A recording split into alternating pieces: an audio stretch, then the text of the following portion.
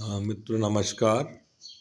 आज हम जो विषय लेने वाले हैं या जिस पर चर्चा करने वाले हैं इस वीडियो में वह है कृषि। तो अधिकतर आपने विषय में देखा होगा कि जब भी गाय की चर्चा होती है तो कृषि के परिप्रेक्ष्य में उसकी अवश्य चर्चा होती है कि किस प्रकार जो गाय है वो अधिक अधिक सहयोगी रहती है। एक प्रकार से जो किसान है उसकी सबसे अच्छी मित्र गाय ही होती है।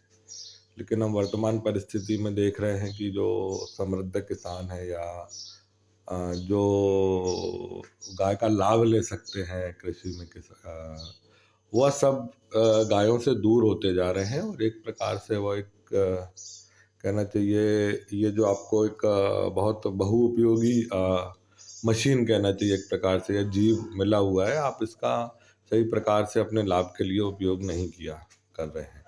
तो ये ऐसे 5 पॉइंट मैंने चर्चा किए हैं। आगे आने वाले जो विषय रहेंगे उनमें और अधिक विषयों की भी हम चर्चा करेंगे। तो सबसे पहला इसमें विषय हानि रहित।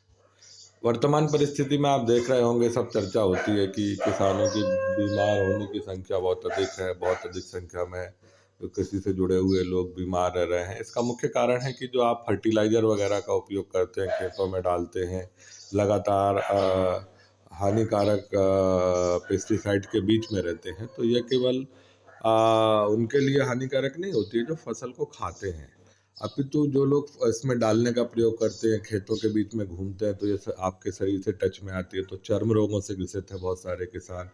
बहुत सारे किसान क्या है कि पेस्टिसाइड अधिक मात्रा में उनके अंदर चला जाता है तो श्वास रोगों से ग्रसित है किसान। दूसरा क्या रहता है, ये पेस्टिसाइड क्या रहते हैं, इनकी दुर्गंध कुछ ऐसी रहती है कि ये आपकी मानसिक स्थिति भी खराब करते हैं। तो आप कह सकते हैं कि ये जो आप हानि रहित नहीं होते हैं ये। लेकिन जो आप गौ माता के उससे या उसके जो पेस्टिसाइड बनाते हैं, जो खाद बनाते हैं, इसमें आपको कोई सी ऐसी कोई प्रकार की हानि नहीं होती है। दूसरा, सस्ती।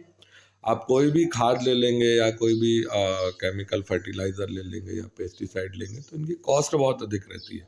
1 एकड़ में डालना है तो आपको 700, 800, 1000, 1200, 1500 तक इस प्रकार से आप इसकी कॉस्ट लेते हैं। तो जिसकी वजह से जो वो मूल उसकी जो क्या बोलते हैं कृषि का लागत है वो बढ़ जाती है। तो आप दूसरा इसमें है कि आप अगर ऐसे फर्टिलाइजर्स उपयोग करते हैं जो कि गौ माता के दूध, दही, गोबर, गौमूत्र, घी से बनते हैं, तो आप उसमें वो जो कॉस्ट लग रही है, जो आपकी दिन प्रतिदिन इंक्रीज हो रही है और जिससे आपको हानि हो रही है, वो सारी कॉस्ट जो है वो आप बचा सकते हैं।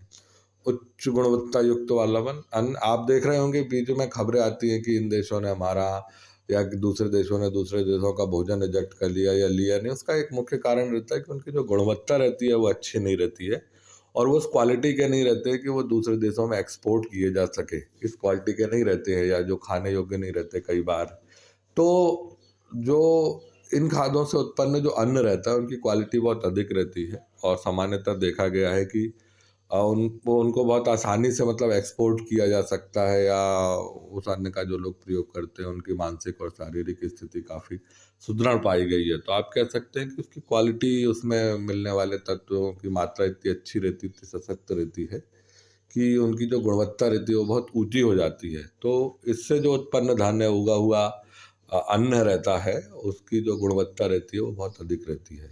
तो ये किसानों को लाभ है, इससे अच्छे रेट मिलने के चांसेस रहते हैं। स्वनिर्मित फर्टिलाइजर, आपने बहुत सारी न्यूज़ में देखा होगा कि किसान खाद के लिए चक्कर काट रहे हैं इस सोसाइटी के उस सोसाइटी के और खाद नहीं मिल रही है, किसान परेशान हो रहा है, समय पर बोनी नहीं हो रही है और इसलिए वो तो हानि हो रही है। फिर किसान आंदोलन करते हैं, इधर से उधर से विभिन्न संस्थाओं से जुड़ते हैं और फिर आंदोलन करने में अपना समय नष्ट करते हैं और ये कह सकते हैं आपकी जो अच्छी बोनी का टाइम है वो कई बार निकल जाता है क्योंकि आपके पास खाद उपलब्ध नहीं रहती है। तो जो गऊ है वो और आपके खेत में जो बहुत सारा कूड़ा करकट जिसको आप निदाई वगैरह करते हैं, जिसको निकालते हैं, उन सब का प्रयोग करके आप अच्छी एक खाद बना सकते हैं, स्वनिर्मित खाद बना सकते हैं, अच्छी मात्रा में बना सकते हैं और अपने खेतों में डाल सकते हैं। ये आपका धन बचाती, मेन जो ये जो आपकी कुल लागत है खेती करने के लिए, इसको ये कम करती है। दूसरा, इससे जो उत्पन्न अन्न है वो बहुत हाई गुणवत्ता का होता है जिससे आप अच्छे रेट मिलते हैं।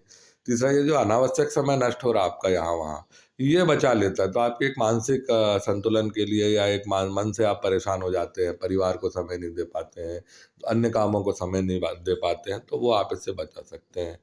पांचवा, मिट्टी की गुणवत्ता। खेतों में नई मिट्टी का निर्माण कंटिन्यूसली होना चाहिए, ये एक प्राकृतिक प्रक्रिया है। परंतु वर्तमान में जो आप पेस्टिसाइड वगैरह डालते हैं या फर्टिलाइजर डालते हैं, इससे किसी प्रकार से नई मिट्टी का उत्पादन नहीं होता है, नई मिट्टी नहीं बढ़ती और पुरानी मिट्टी क्या है, कटाव वगैरह के कारण आपके खेत से जाती रहती है।